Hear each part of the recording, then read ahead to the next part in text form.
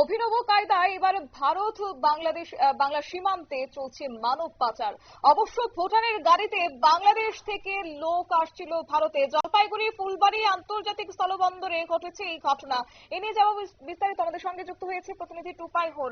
টুপাই, কি জানতে পারছো এই মানব পাচার সঙ্গে কারাই জড়িত থাকতে পারে? বড়সড় চক্রের পেছনে আছে সেটা বোঝা যাচ্ছে, কেন যে অঞ্চলটা এই ঘটনাটি ঘটেছে ফুলবাড়ি, যেটা আমরা জানি যে ফুলবাড়ি একটি স্থলবন্দর রয়েছে, সেখান দিয়ে মূলত ভুটানের যে বালি পাথর, ভুটানের নদী সামগ্রী, ডোলোমাইট, এগুলো বাংলাদেশে রপ্তানি করে ভুটান। সেটা আমাদের পশ্চিমবঙ্গের শিলিগুড়ি লাগোয়া ফুলবাড়ি দিয়ে যায়। এবার সেই পথ দিয়ে ভুটানের ট্রাক আসা যাওয়া করে।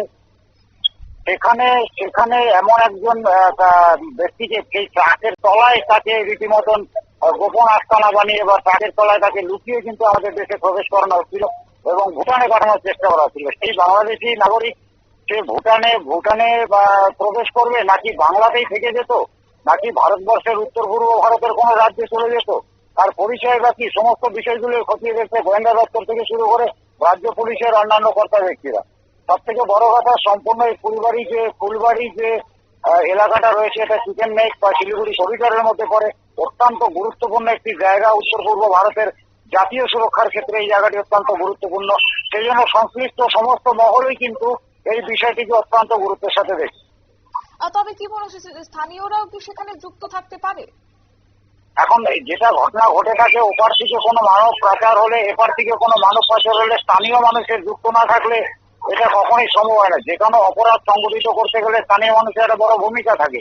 সেই ক্ষেত্রে বাংলাদেশে, আমাদের ভারতের ওপারে যে বাংলাদেশ বর্ডার বিওপি ওদের যে আউটপোস্ট রয়েছে, সেই সমস্ত গ্রাম, পাশাপাশি আমাদের ফুলবাড়ি, ঘোষপুকুর থানা, পাশিদেওয়া থানা, এই সমস্ত এলাকার কোনো দালালের সাথে যুক্ত কিনা সেটাও খতিয়ে দেখছে সংশ্লিষ্ট পুলিশ থেকে শুরু করে কেন্দ্রীয় গোয়েন্দা মহল এবং সীমা সুরক্ষা বোর্ড, প্রত্যেকটা এজেন্সি কিন্তু খুবই গুরুত্বপূর্ণের সাথে বিষয়টিকে দেখতে। কারণ এটা একটা অভিনব মানব পাচার, এটা সামনে এসছে ফুলবাড়ি থেকে। ধন্যবাদ টুপাই। আপনারা শুনলেন, অর্থাৎ যে চিকেন নেক নিয়ে বরাবরই বাংলাদেশ একটা হুমকি দিয়ে থাকে, এবার সেখানে দেখা গেছে জলপাইগুড়ি ফুলবাড়ি আন্তর্জাতিক স্থলবন্দর, যেখান দিয়ে রীতিমতো অনুপ্রবেশের চেষ্টা চলছে এবং সেখানে যে একটা স্থানীয়দের মদত থাকতে পারে কিংবা বড়সড় একটা দালাল চক্র সেই অর্থে কাজ করছে তার বলার অপেক্ষা রাখে না। যদিও এই নিয়ে সেখানে পুলিশ রীতিমতো তদন্তে নেমেছে, কারা জড়িত রয়েছে, কিভাবে চলছে এই পাচার বাণিজ্য কিংবা অনুপ্রবেশ। নিয়ে নিচ্ছি ছোট্ট একটি বিজ্ঞাপন বিরতির, সঙ্গে থাকুন।